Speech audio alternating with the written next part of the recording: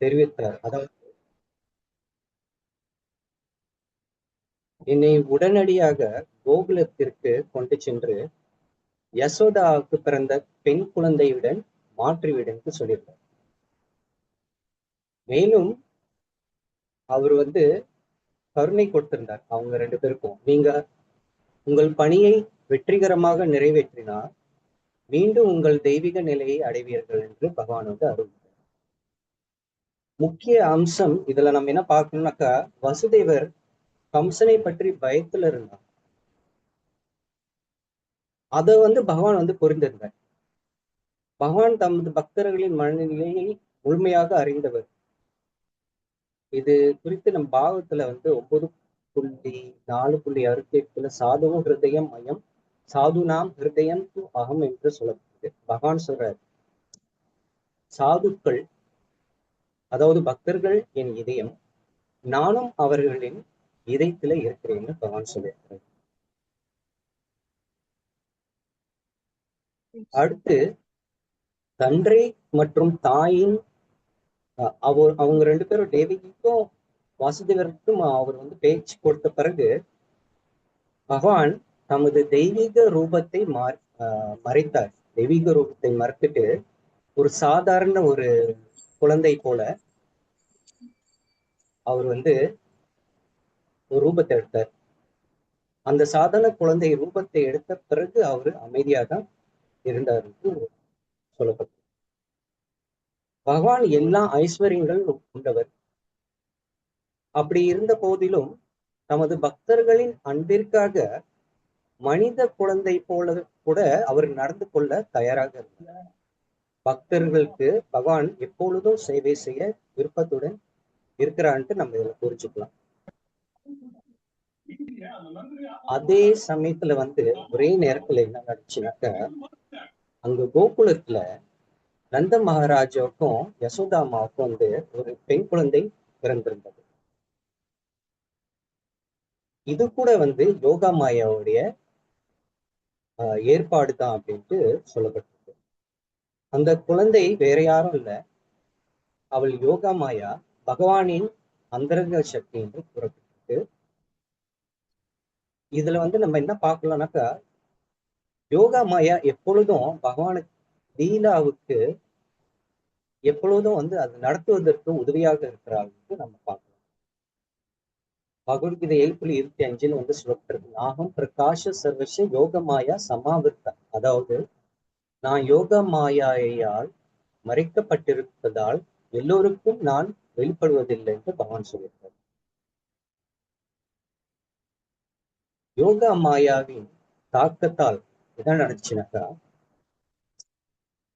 கம்சனின் அரண்மனையில இருந்தவர்கள் அனைவரும் ஆழ்ந்த தூக்கத்துல விழுந்தார்கள். குறிப்பாக அந்த கதவு காவலர்கள் தூங்கிவிட்டார்கள். ரொம்ப ஆழ்ந்த உறக்கத்துல அவங்க தூங்கிவிட்டாங்க. இது பகவானுடைய ஒரு அற்புதமான லீலை என்று கூறப்படுது. இரும்பு சங்கிலியால் பூட்டப்பட்ட கதவுகள் தானாக திறந்தன. எந்த தடையும் இல்லாமல் வாசுதேவர் வெளியே சென்றார். பக்தர்கள் எப்பொழுதும் எப்படி பிரச்சனைகள் கடந்து போறார்கள்னாக்கா, பகவானுடைய பாதுகாப்பு இருந்தா பக்தர்கள் எந்த தடையும் இல்லாம எதையும் சாதிக்கலாம்னு நம்ம இதுல புரிச்சுக்குவோம்.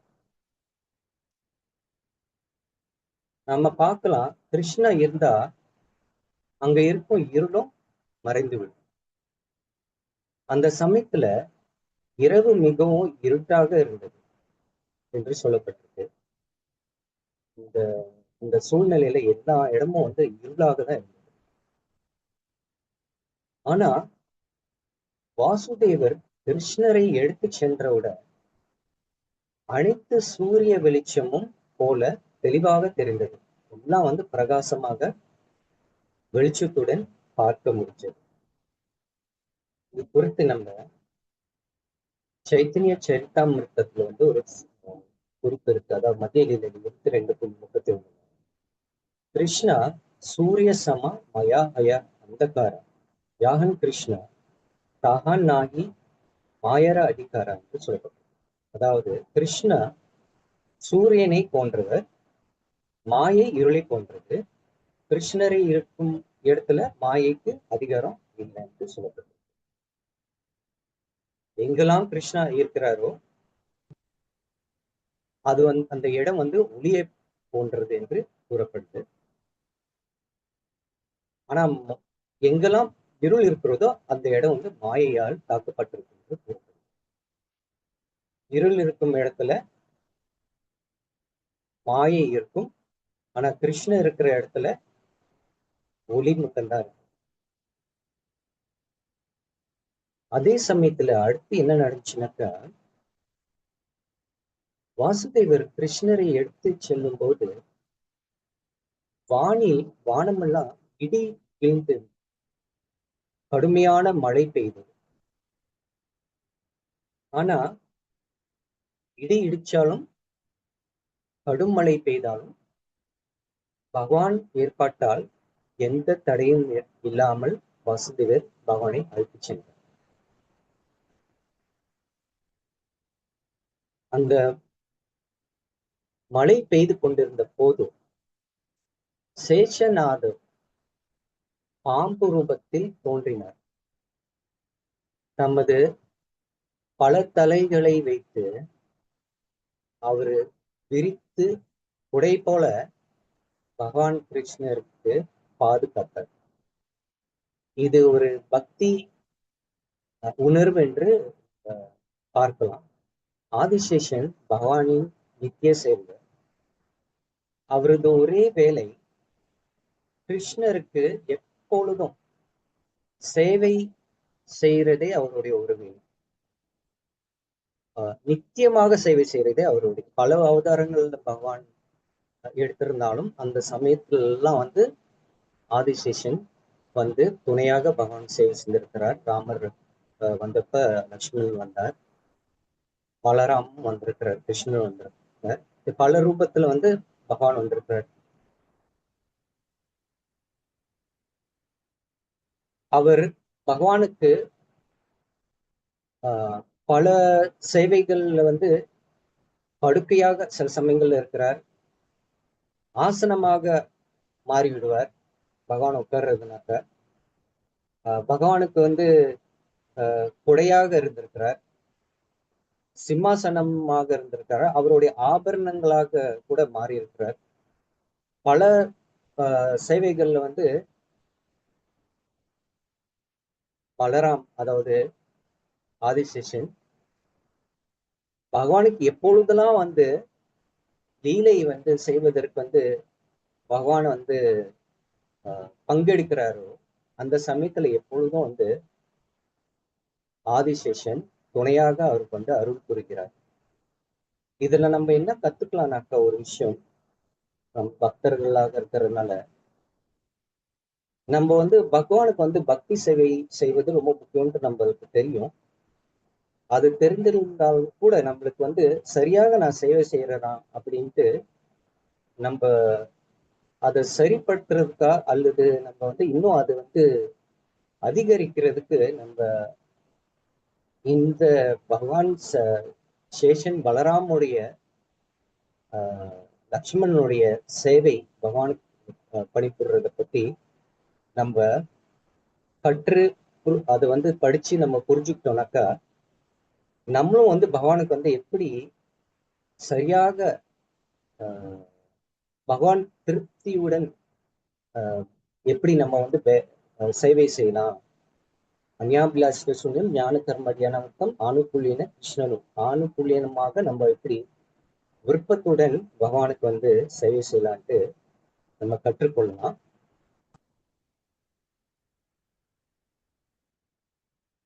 நம்ம இந்த லீலையை நம்ம புரிஞ்சு கொள்றது மட்டும் இல்ல, நம்ம வாழ்க்கையில பயன்படுத்துறதுக்கு முயற்சிக்க நம்ம செய்யலாம்.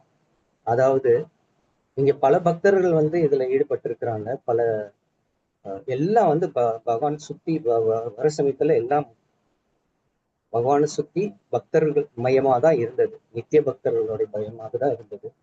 அவர்கள் எப்படி இந்த பகவானுக்கு வந்து எப்படி பணிபுரிகிறார்கள், எப்படி அவருடைய சிந்தையில ஸ்மரணத்திலே இருக்கிறார்கள் என்று நம்ம வந்து அதை புரிஞ்சு கொள்ளணும். அது புரிஞ்சு கொண்டு நம்மளும் வந்து நம்ம வாழ்க்கையில வந்து இந்த ஸ்மரணத்துல இருக்கிறதுக்கு வந்து ரொம்ப ஆஹ் ஒரு எடுத்துக்காட்டாக எடுத்துக்கிட்டு நம்மளும் நம்ம வாழ்க்கையில வந்து பயிற்சி பண்றதுக்கு அது உதவியாக இருக்கும் என்று நம்ம பார்க்கலாம் நம்ம அதை எடுத்துக்கொள்ளணும். அதே சமயத்துல நம்ம அதை நம்பணும். இது மூலியமாக நம்மளும் வந்து அந்த ஆஹ் பகவான் நித்திய சேவைகள் என்ற அடையாளத்தை நம்ம வந்து அது சரிப்படுத்துறதுக்கு நம்ம ஆஹ் முயற்சிக்க துவங்கலாம். அடுத்து என்ன நடந்துச்சுன்னு நம்ம பார்த்தோம்னாக்கா, வாசுதேவர் யமுனை நதிக்கரைக்கு வந்தார். அந்த சமயத்துல அந்த யமுனை நதி எப்படி இருந்ததுனாக்கா அலைக்கடலுடன் கொந்தளித்திருந்தது என்று சொல்லப்பட்டிருக்கு. ஆஹ் நுரை நிறைந்த வெள்ளம், ஆறு வெள்ளமாக ஆறுடன் ஓடி கொண்டிருந்தது என்று சொல்லப்பட்டிருக்கு. ஆனா இருந்த போதிலும், அப்படி கொந்தளித்திருந்த போதிலும், அப்படி வெள்ளமாக ஓடிக்கொண்டிருந்த போதிலும், கடுமழையாக இருந்த போதிலும், யமுனை வாசுதேவருக்கு வழி கொடுத்தாள் அப்படின்ட்டு சொல்லப்பட்டது. பகவான் வந்து பாதுகாப்பாக அந்த நதியை வந்து கடந்தாருக்கு சொல்லப்பட்டது. புரோபாட்டு இது குறித்து ஒரு உதாரணம் கொடுத்திருக்காங்க. அதாவது எப்படி ஆஹ் ராம ராமர் லங்கைக்கு போறதுக்கு வந்து ஆஹ் அந்த கடல் கிட்ட ஆசீர்வாதம் பெற்றாரோ, இந்திய பெருங்கடல் பகவானை ராமர் வந்து வழி கொடுத்தது எப்படி கொடுத்ததோ, அது போலவே யமுனையும் வந்து கிருஷ்ணருக்கு வழி கொடுத்ததுன்ட்டு புரோபாட் வந்து எடுத்து உதாரணம் கொடுத்திருக்கிறார்.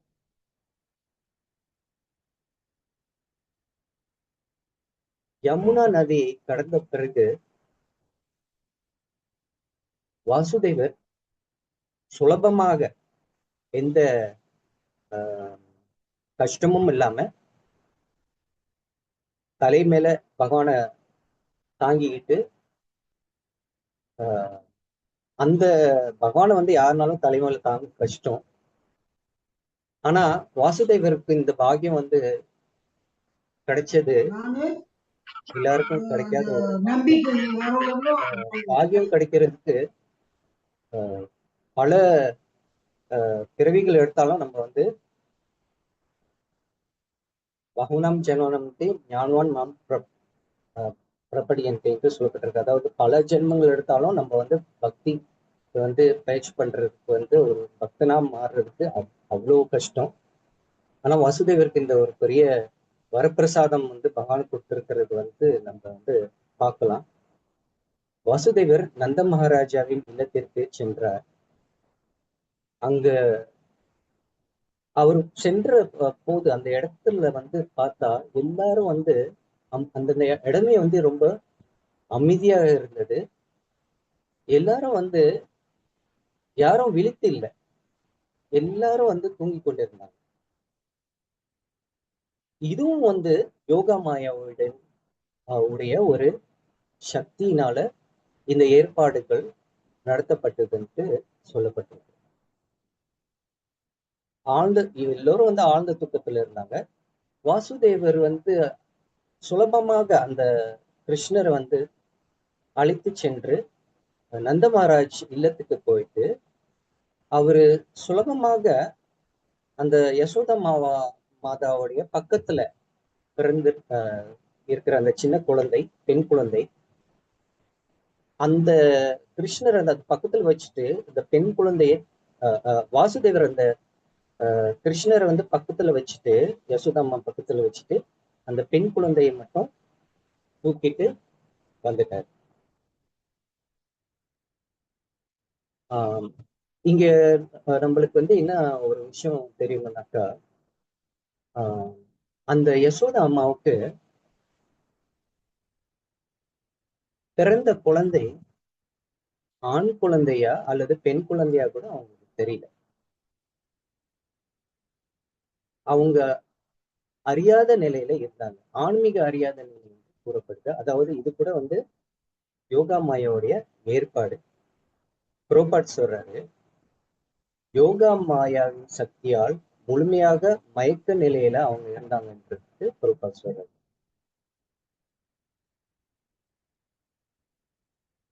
குழந்தை மாறப்பட்டது. வாசுதேவர் குழந்தை மாற்றிட்டு எந்த கஷ்டமும் இல்லாம சுலபமாக ஆஹ் திரும்ப அவருடைய சிறைக்குள்ள வந்துட்டாரு.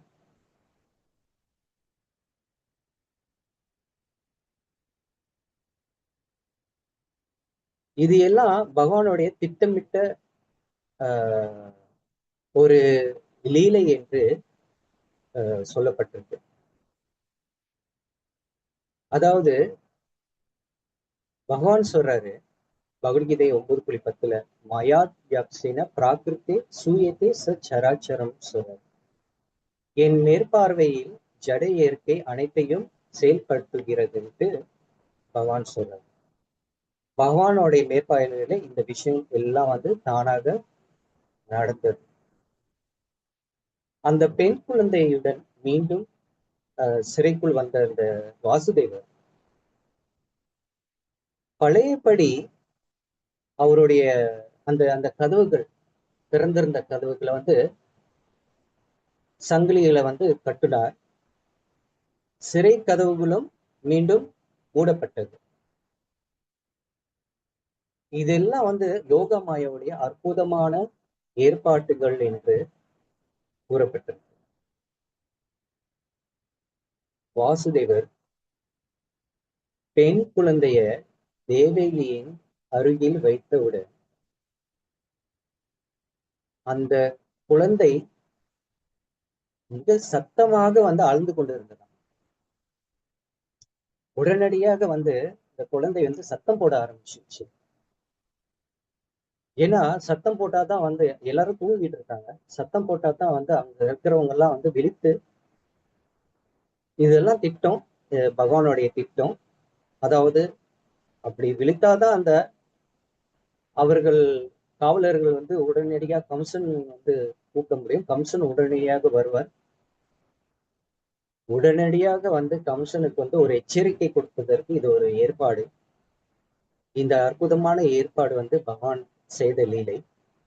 இந்த லீலையில அந்த குழந்தை சத்தமாக அழ ஆரம்பிச்சது. காவலர்கள் விழித்து கொண்டார்கள். தேவிக்கு குழந்தை பிறந்தது என்று அவர்கள் உடனடியாக கம்சனிடம் சென்று தெரிவித்தார்கள். கம்சன் ஏற்கனவே இந்த விஷயம் அவன் பயந்து கொண்டே இருந்தான். அதாவது 7 குழந்தைகள் முடிஞ்சது. 8 குழந்தைகளை ஒரு குழந்தை தானே இருக்கிறது. அப்ப கண்டிப்பாக இந்த குழந்தை தான் என்னை கொள்ள வரும். இந்த சாபம் நான் அனுபவிக்க வேண்டிய சூழ்நிலை வந்துருச்சு அப்படின்ட்டு அவனுக்கு தூக்கமே இல்லை.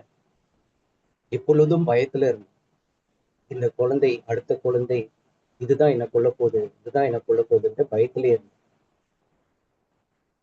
அப்ப இந்த சத்தம் கேட்டதோட இவர்கள் உடனடியா கம்சனை கூப்பிட்டதோட கம்சன் எழுந்தவுடன் உடனடியாக ஓடி அந்த சிறைக்குள் வந்தான். எதுக்கு வந்தானாக்கா அவ்வளவு வேகமாக அந்த குழந்தையை கொல்றதுக்காக அதே எண்ணம் தான். அதை கொல்றணும். அப்பதான் அந்த குழந்தை என்ன கொள்ளாது. எப்படியாச்சும் நம்ம அந்த குழந்தையை அழித்து விடுவோம் அப்படின்னு தான் அந்த எண்ணம். அவனுக்கு எப்பொழுதும் எப்படிலாம் நம்ம இந்த குழந்தைகளை கொண்டிருக்கோம் கூட அது அவனுக்கு எந்த கவலையும் இல்லை, எந்த வருத்தமும் இல்லை.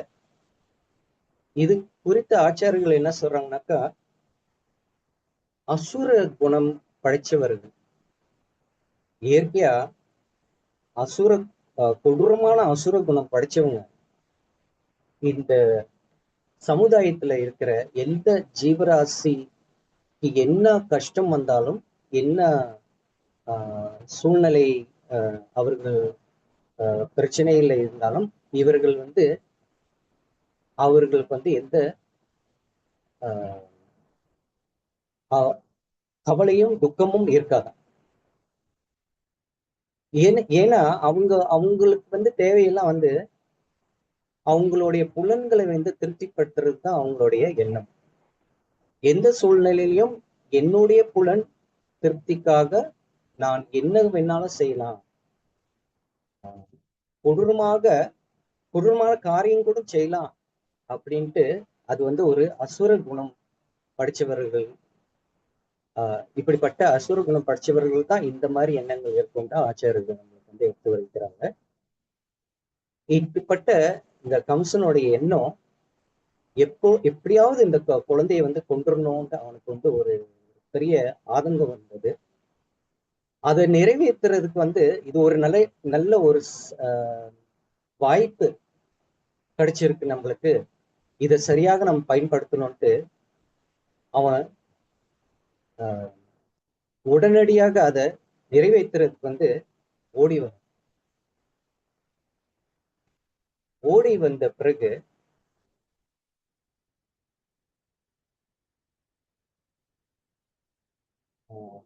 அந்த தேவிக்கு கெஞ்சி கேட்கிறாங்க.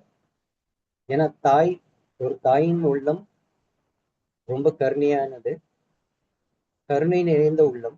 ஒரு தாய் வந்து எப்படியெல்லாம் வந்து தன் குழந்தைய வந்து பாதுகாக்கணும், எந்த அழிவும் வரக்கூடாதுன்ட்டு இயற்கையா எல்லா தாய்க்கும் அந்த குணம் இருக்கு.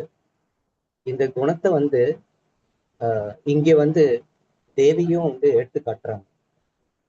அவங்க என்ன செய்யறாங்க, 7 குழந்தை இறந்த போதிலும் அவங்க இந்த 8வது குழந்தையும் வந்து விட்டு கொடுக்க கூடாதுன்ட்டு கெஞ்சி கேட்கிறாங்க கம்சன்ட்ட. அண்ணா, இது ஒரு பெண் குழந்தை, ஏற்கனவே பிறந்ததுன்னா ஆண் குழந்தை, ஆண் குழந்தை உங்களை கொல்றதுக்கு வாய்ப்பு இருக்கு. ஆனா பெண் குழந்தை எப்படி உங்களை கொல்ல முடியும்? இந்த பெண் குழந்தை வந்து உங்களுக்கு எந்த அபாயமும் கொடுக்காது, உங்களை எந்த சூழ்நிலையும் வந்து அது வந்து உங்களை தாக்க முடியாது, உங்களை அழிக்கிறதுக்கு வந்து அது எந்த எந்த வாய்ப்பும் அது கிடைக்காது. அப்படி இருக்கும் பொழுது நீங்க ஏன் வந்து இந்த குழந்தையை வந்து கொல்றதுக்கு வந்து வரீங்க அண்ணா? அபாயம் இல்லாத இந்த குழந்தையினால் அபாயம் இல்லை, அதனால நீங்க ஏன் இதை கொல்லணும் அப்படின்னு கம்சனும் வேண்டி கேட்கிறாங்க, கெஞ்சி கேட்கிறாங்க. ஆனாலும் இந்த ஏற்கனவே சொன்ன மாதிரி கொடூரமான அசுர குணம் கொண்ட இந்த கம்சன், அப்படிப்பட்ட நபர்கள் எந்த சூழ்நிலையிலும் அவர்கள் இறங்க மாட்டார், இரக்க குணம் அவர்களுக்கு இருக்காது. அதனால கம்சன் தேவி கேட்ட வேண்டுகோளை வந்து அவன் வந்து ஏற்கல.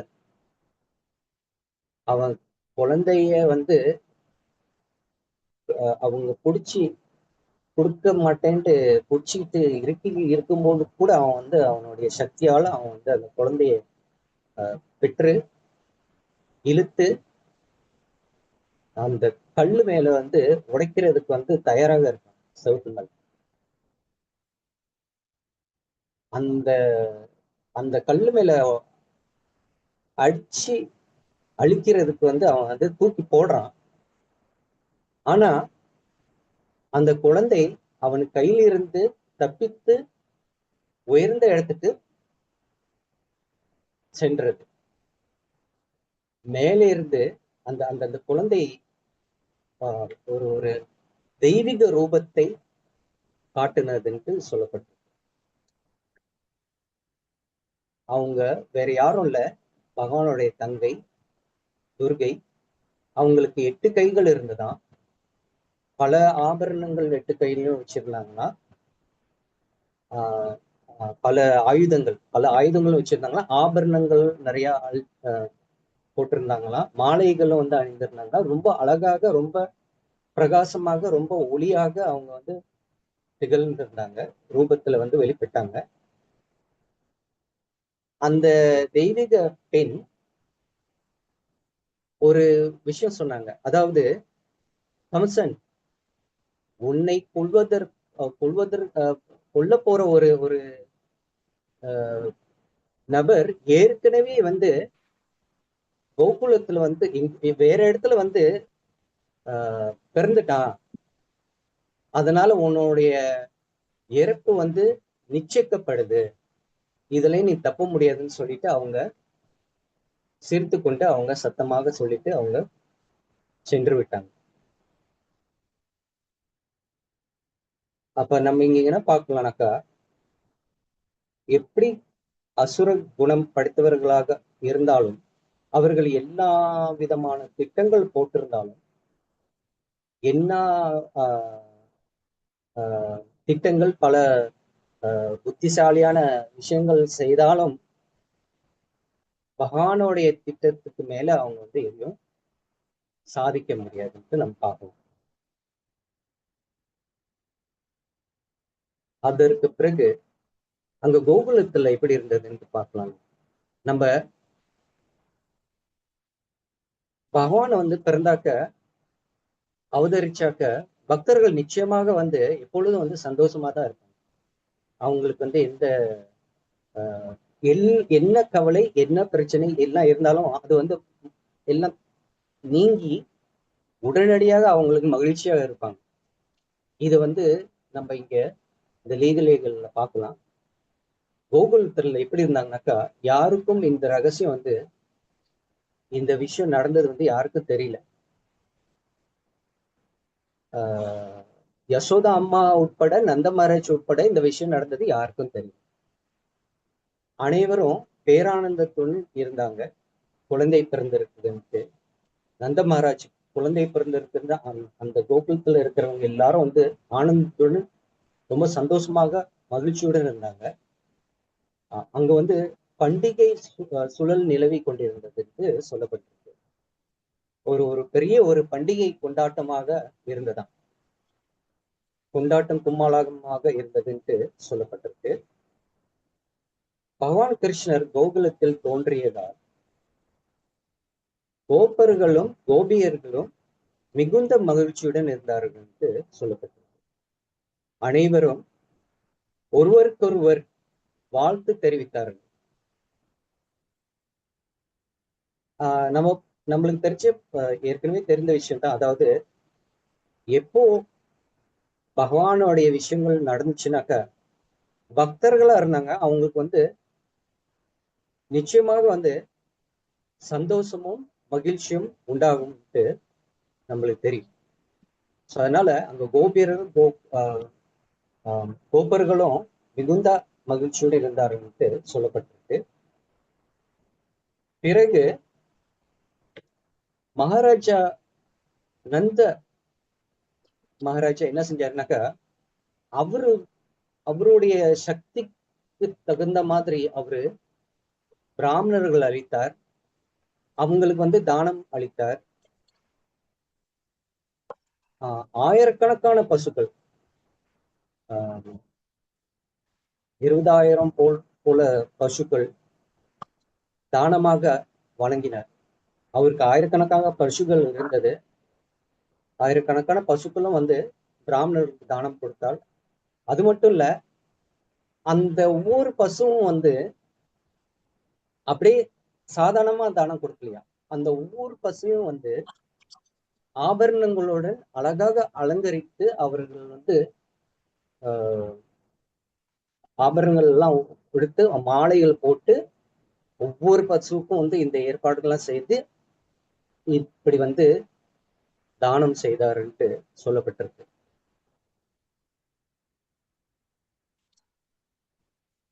இது ஒரு நம்ம இங்க என்ன புரிஞ்சுக்கலாம்னாக்க, பகவான் போன்ற விஷயங்கள் சமயத்துல தினத்தில் நம்ம வந்து தானம் கொடுக்கறது ஒரு முக்கிய அம்சம்னு பார்க்கலாம். அதுக்கு மேல ஒரு முக்கியமான விஷயம், நம்ம பகவான் சம்பந்தப்பட்ட விஷயங்கள் பத்தி தொடர்பாக என்ன நடந்தாலும் நம்ம முக்கியமாக நம்ம செய்ய வேண்டிய விஷயம் என்னன்னாக்கா, கிருஷ்ணனுடன் தொடர்பு கொண்ட போது பிரச்சாரம் செய்ய வேண்டும். பகவத்கீதை 18.69 சொன்னபடி நச்ச தஸ்மான் மனுஷேஷு கஷ்டின் மே பிரிய கிருத்தமான பகவான் சொல். அதாவது அடிப்படையாக பிரச்சாரம் செய்பவர்கள் விட எனக்கு பிரியமானவர்கள் யாரும் இல்லைன்ட்டு பகவான் வந்து இந்த 18வது அத்தியாயத்துல வந்து கடைசியில சொல்லியிருக்கிறார். அதனால என்னதான் நம்ம வந்து பகவான் சம்பந்தப்பட்ட விஷயத்துல வந்து ஈடுபட்டிருந்தாலும் அந்த சமயத்துல நம்ம என்ன விஷயம் செஞ்சாலும் முக்கியமாக பிரச்சாரம் செய்யறதா பகவான் வந்து ரொம்ப விருப்பப்படுறார். அடுத்து ரோஹிணி மாதா அவங்க இதை கேள்விப்படுறாங்க. அவங்க கேள்விப்பட்ட பிறகு அவங்க என்ன சொன்னாங்க, அவங்க அந்த நேரத்துல அங்க இல்ல, ஆனாலும் இருந்தாலும் அவங்க வந்து மிக மகிழ்ச்சி அடைஞ்சாங்க. நந்த மகாராஜ்க்கு வந்து வாழ்த்துக்கள் வந்து தெரிவித்திருந்தாங்க. அந்த சமயத்துல அங்க இருந்த வீடுகள் எல்லாம் எப்படி இருந்துச்சுன்னா, அவங்க வீடுகள் முழுவதும் மங்கள நிகழ்ச்சிகள் நடைபெற்று கொண்டிருந்தது என்று சொல்லப்பட்டிருக்கு. இப்ப இல்ல இருக்கிற காலத்துல நம்ம கிருஷ்ண அவதாரம், அதாவது கிருஷ்ண ஜெயந்திலாம் வந்தாக்க நம்ம இப்படிப்பட்ட நிகழ்வுகள்லாம் செய்யறது இல்லை. நம்ம என்ன செய்யறோம்னாக்க நம்ம ஒரு பர்த்டே மாதிரி கொண்டாடுறோம். ஆனா இது உண்மையாக என்ன எப்படி செய்ய வேண்டியதுனாக்கா இப்படிப்பட்ட விஷயங்கள் நம்ம செய்யணும்னு நம்ம இந்த லீலைகளை பார்த்தாக்க நம்ம புரிஞ்சுக்கலாம். அதே சமயத்துல கோகுலத்துல அனைவரும் வந்து குடும்பமாக இருந்தாங்க. அனைவரும் கிருஷ்ணரின் வருகையை கொண்டாடி கொண்டிருந்தார்கள். இதெல்லாம் வந்து எதனால வந்து இயற்கையா அவங்க இதெல்லாம் செஞ்சாங்கன்னா, அவங்க நித்திய பக்தர்களாக இருந்ததுனால, கிருஷ்ணருடைய நித்திய பக்தர்களா இருந்ததுனால அவர்களுக்கு இயற்கையாவே அந்த குணம் வந்து வெளிப்பட்டதுன்ட்டு நம்ம பார்க்கலாம். கோப்பர்கள் அடுத்த விஷயம் என்ன நடந்துச்சுன்னா, கோபர்கள் என்ன எப்படி இருந்தாங்கன்னாக்கா மிகுந்த மகிழ்ச்சியுடன் கொண்டாடி கொண்டிருந்தார்கள். அவங்க கொண்டாட்டம் எப்படி இருந்துச்சுன்னா, நம்ம ஏற்கனவே சொன்ன மாதிரி நம்ம இப்ப கிருஷ்ணா ஜெயந்திலாம் வந்துச்சுன்னா நம்ம எப்படி கொண்டாடணுமா, அதுக்கு வேறுபாடா இருந்தது. அது எப்படி இருந்துச்சுனாக்கா, ஒருவருக்கும் வந்து அவங்க மேல வந்து தெளித்து கொண்டிருந்தாங்க. என்ன ஊத்திட்டு இருந்தாங்கன்னாக்கா, தயிர் தூக்கி ஊத்திட்டு இருந்தாங்க, வெண்ணெய், பால், தண்ணீர் அவங்க மேல வந்து தெளித்து கொண்டு கொண்டாடி கொண்டிருந்தாங்க.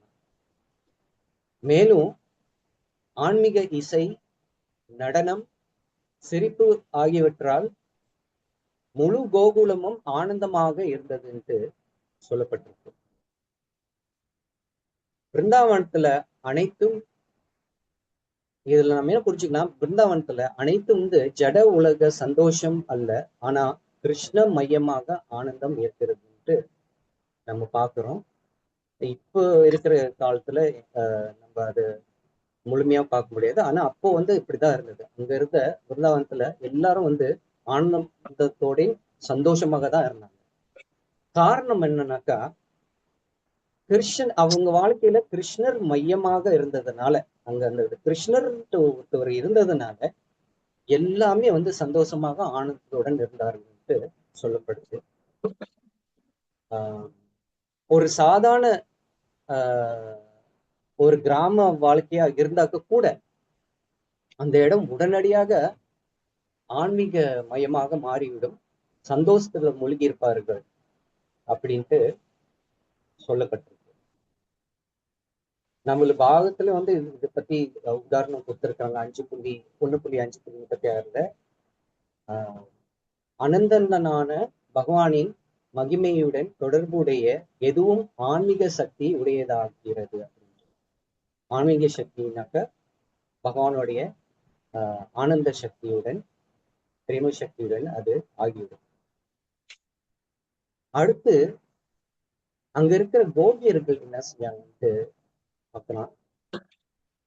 கோபியர்கள் வந்து அழகாக அலங்கரித்து அவங்களை வந்து அழகாக அலங்கரித்து வந்தனர். குழந்தை கிருஷ்ணரை பார்க்க ஆவலாக இருந்தார்கள். அங்கங்க எட்டி எட்டி பார்த்துக்கிட்டு இருந்தாங்க. ஏன்னா ஆரம்பத்திலே வந்து நந்த மகாராஜ் வந்து அவங்க எல்லாம் பார்க்க விடல. அதனால அவங்க வந்து வருஷப்பட்டு காத்திருந்தாங்க. கிருஷ்ணர் குழந்தையை பார்க்கறதுக்கு மிக ஆவலாக இருந்தாங்க அப்படின்ட்டு சொல்லப்பட்டிருக்கு. பலவிதமான பரிசுகளை கொண்டு வந்தார்கள். இதுல நம்ம என்ன கத்துக்கலாம்னாக்கா, கிருஷ்ணர் பார்க்க நம்ம கோயிலுக்கு போகும்போது இல்லது எங்கேயாவது நம்ம புனித ஸ்தலங்களுக்கு போகும்போது நம்ம ஏதாவது ஒன்று எடுத்து செல்ல வேண்டும். ஒரு பூவோ ஒரு பழமோ ஒரு ஏதாவது ஒரு ஒரு நம்மளுக்கு முடிஞ்ச சக்திக்கு தகுந்த மாதிரி கிருஷ்ணரை திருப்திப்படுத்துறதுக்கு நம்ம ஏதாவது ஒண்ணு எடுத்து போகணும்.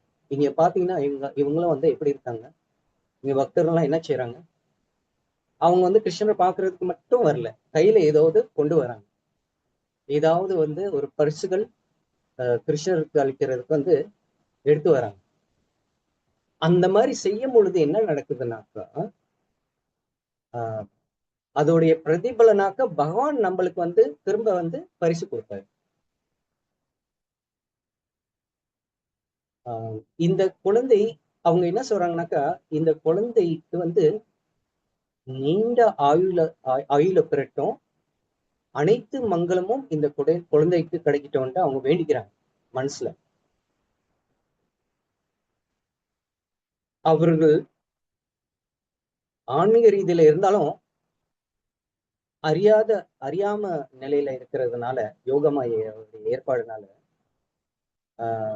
உலகத்திற்கே மங்களம் தரும் பரமாத்மாவுக்கு கூட ஆசீர்வதித்தார்கள் என்று சொல்லப்பட்டிருக்கு. இது குறித்து பாகவதம் 10.30.7 வந்து சொல்லப்பட்டிருக்கு. கோபிகளை கோபியர்கள் கிருஷ்ணரை காணாமல் தேடி தேடி அலைகிறாங்க.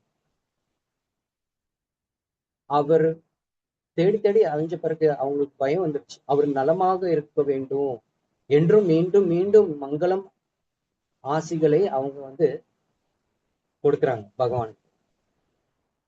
ஏன்னா பக்தர்கள் எப்பொழுதும் வந்து பகவான் வந்து எங்க இருந்தாலும் நல்லா இருக்கட்டும்ட்டு ஆசைப்படுறாங்க. இது இது இது உயர்ந்த பக்தி என்று சொல்லப்படுது. உயர்ந்த பக்தினாக்கா நம்ம வந்து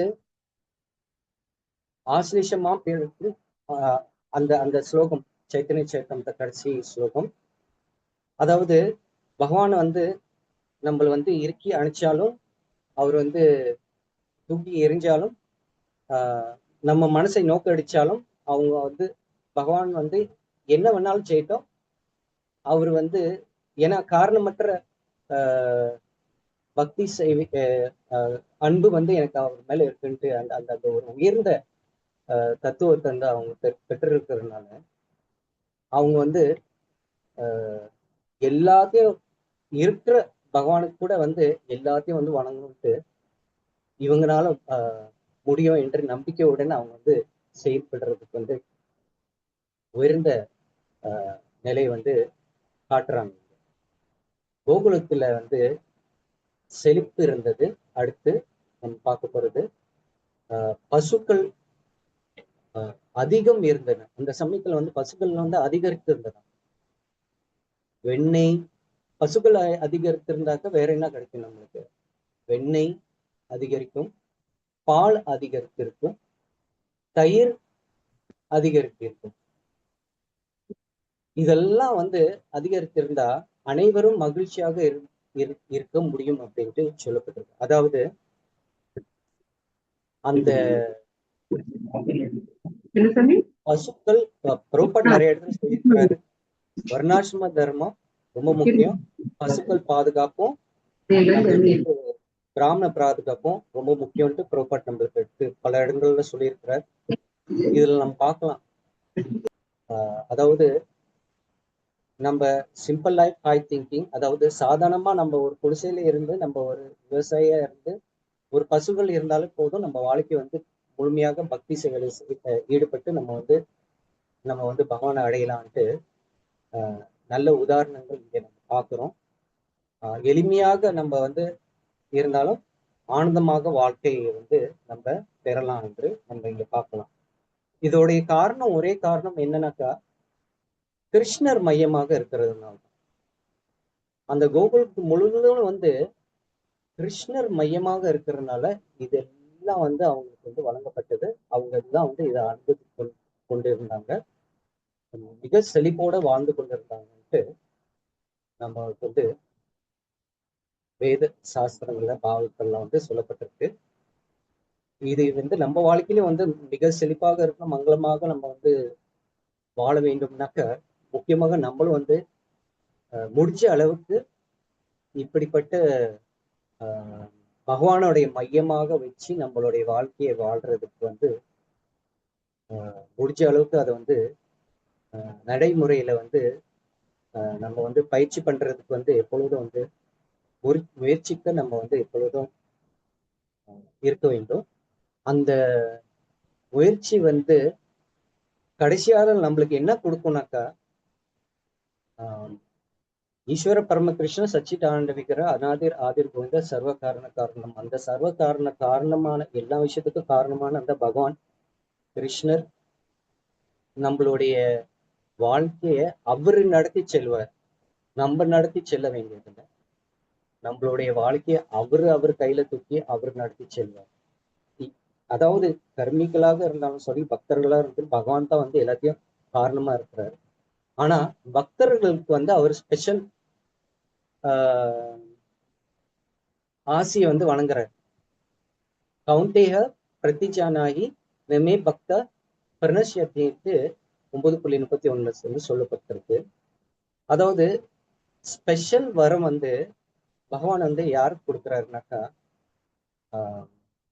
பக்தர்களுக்கு வந்து அவர் எப்பொழுதும் வந்து ஸ்பெஷலா வந்து கவனிப்பார். என் பக்தன் ஒருபோதும் அழிய மாட்டான்னு சொல்றாரு. இது இது குறித்து நம்ம வந்து வாசுதேவருடைய வாழ்க்கை, தேவகி வாழ்க்கை, யசோதாமா வாழ்க்கை, நந்த மகாராஜ் வாழ்க்கை, கோகுலர்களுடைய கோபர்களுடைய வாழ்க்கை, கோபியர்களுடைய வாழ்க்கை, அந்த கோகுலத்து வாசிகளுடைய வாழ்க்கை, இங்க இருக்கிற பசுக்களுடைய வாழ்க்கையெல்லாம் நம்ம பார்த்தோம். இது வந்து நம்ம புரிந்து கொள்ளலாம். என்னன்னா கஷ்டமெல்லாம் அவங்க அனுபவிச்சிருந்தாலும் பகவானுடைய பக்தர்கள் ஒருபோதும் அழிய மாட்டாங்க. எப்பொழுதும் பகவான் வந்து தன் பக்தனை காப்பாத்தி கொண்டே இருக்கிறாருன்ட்டு நம்ம இதுல பல லீலைகள்ல வந்து நம்ம பார்த்தோம்னாக்கா நம்ம பார்க்கலாம். பகவத்கீதை 18.66 சொன்னபடி, அதாவது சர்வ தர்மா பரித்யாஜா மாம் ஏக்கம் சரணம் ரஜா. பகவான் சொல்ற எல்லா தர்மத்தையும் விட்டுட்டு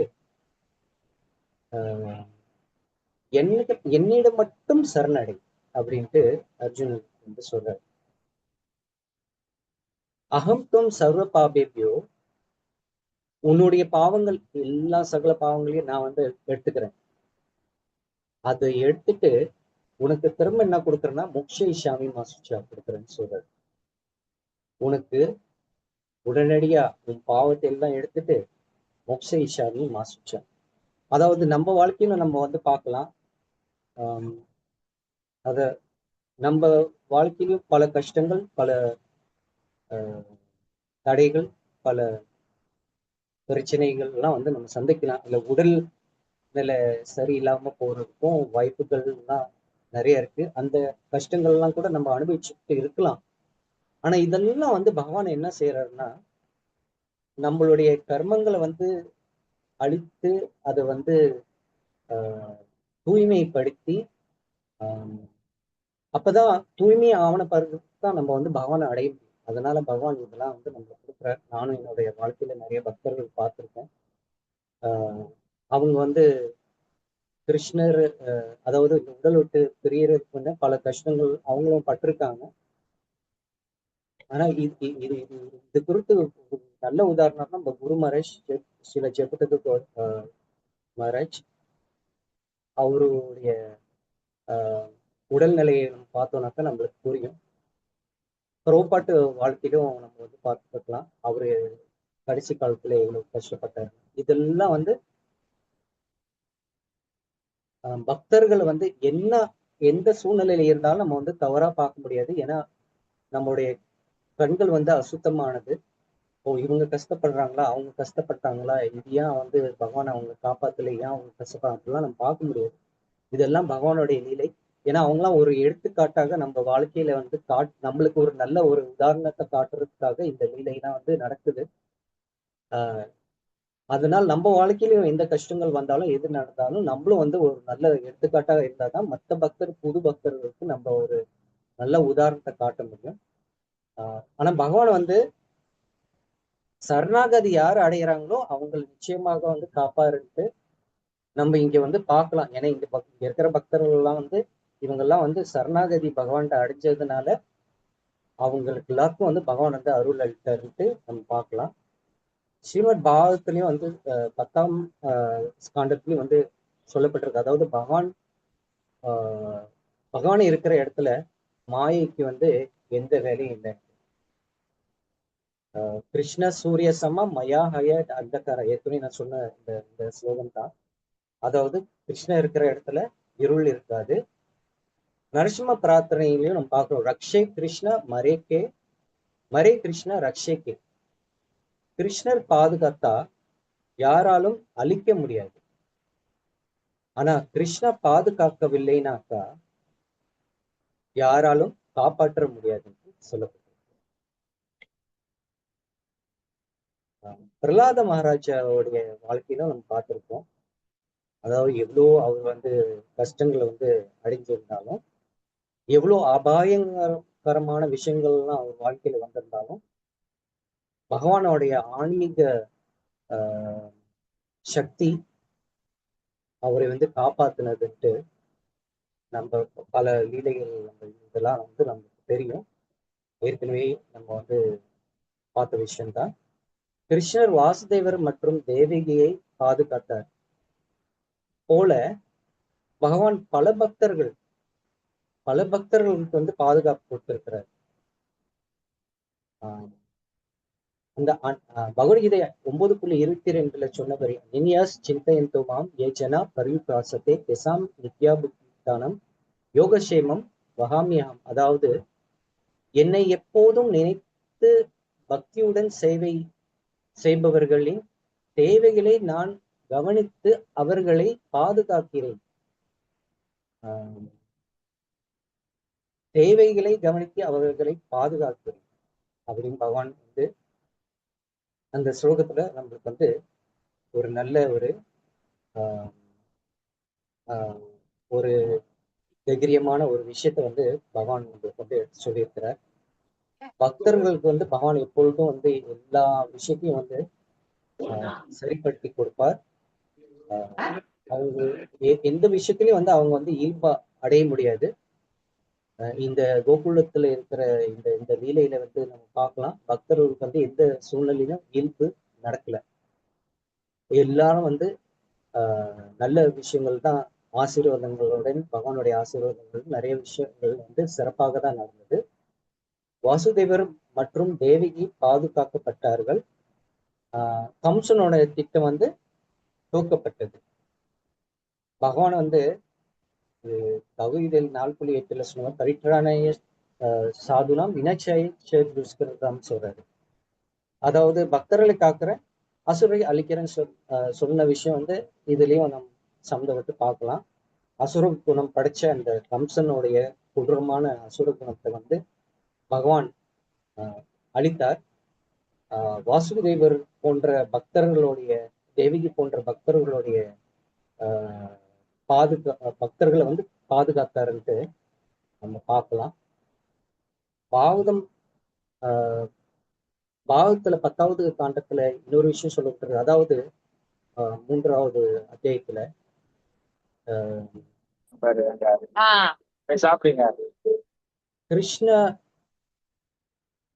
பகவான் கிருஷ்ணர் தோன்றிய போது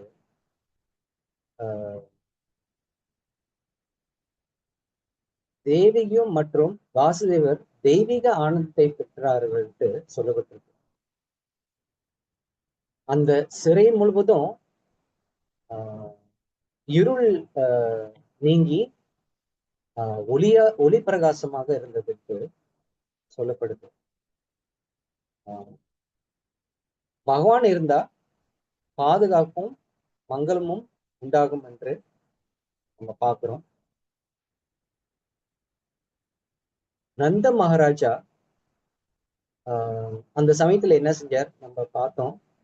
தானம் செய்தார். பிராமணர்களுக்கு வர வச்சு அவங்கள அவங்க மன திருப்திக்காக எல்லா விஷயங்களும் அவர் கொடுத்தார். மங்கள நிகழ்ச்சிகள் அதே சமயத்துல எல்லா இடத்துலயும் நடந்து கொண்டிருந்தது. பகவான் பாதுகாத்தா நம்ம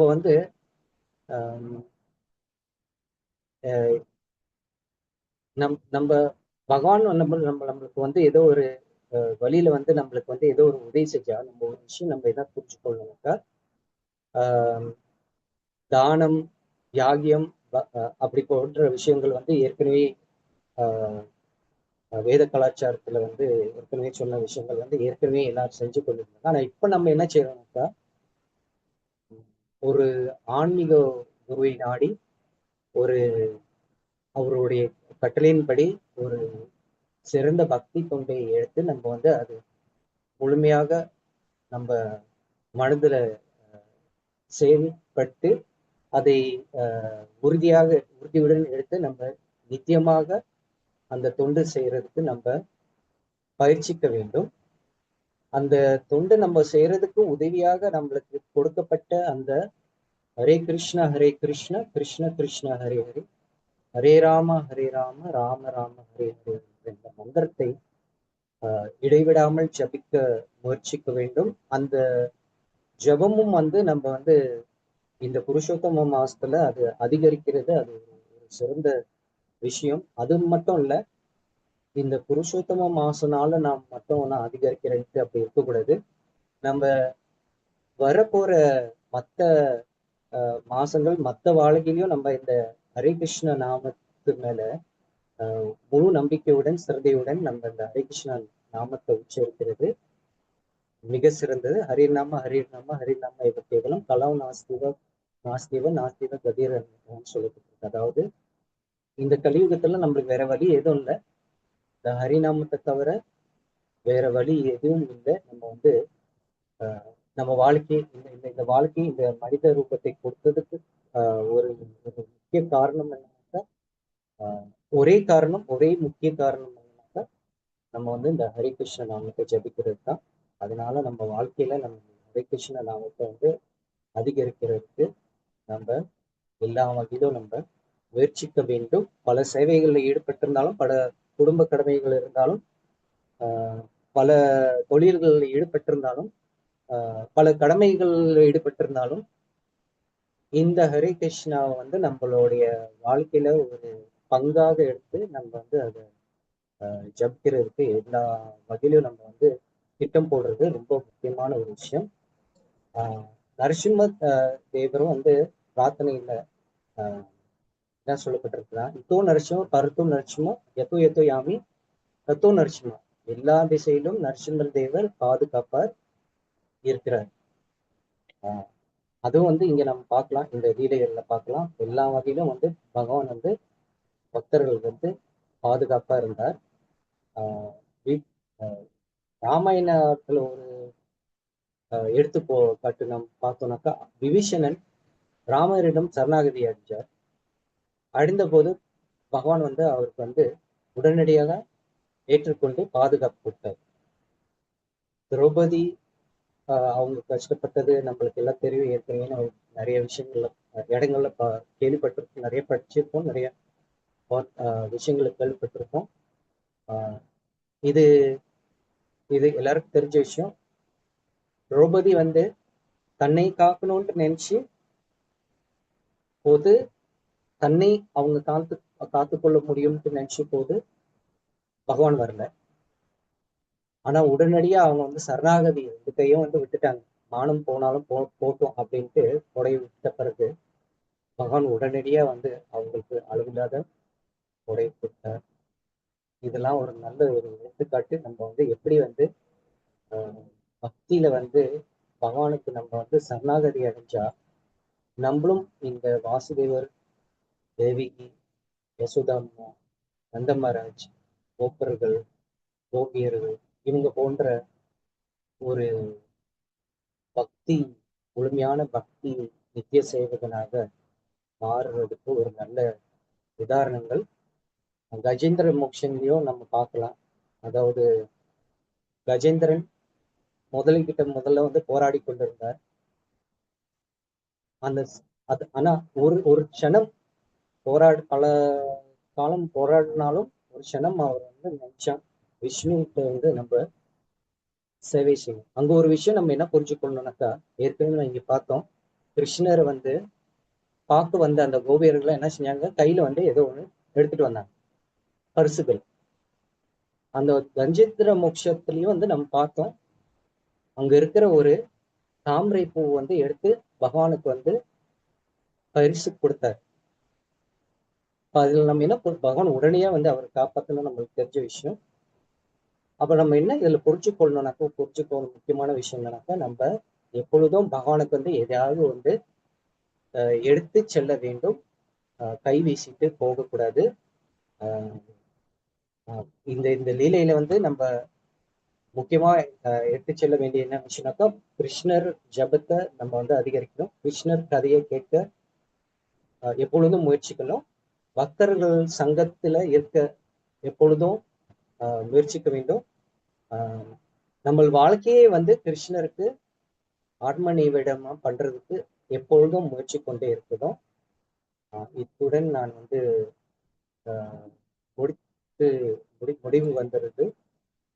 எனக்கு இந்த வாய்ப்பு கொடுத்த இந்த ஐஐசி இன்ஸ்டிடியூட்டுக்கு என் மனமார்ந்த நன்றியை தெரிவித்துக் கொள்கிறேன். என்னால் முடிஞ்சது உங்களுக்கு எடுத்து சொன்னேன். ஏதாவது குறைபாடு இருந்தாக்க தவறுகள் இருந்தால் மன்னிச்சிருங்க.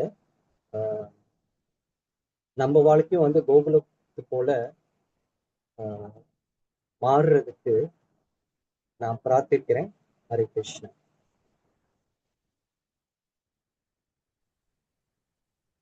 Thank you.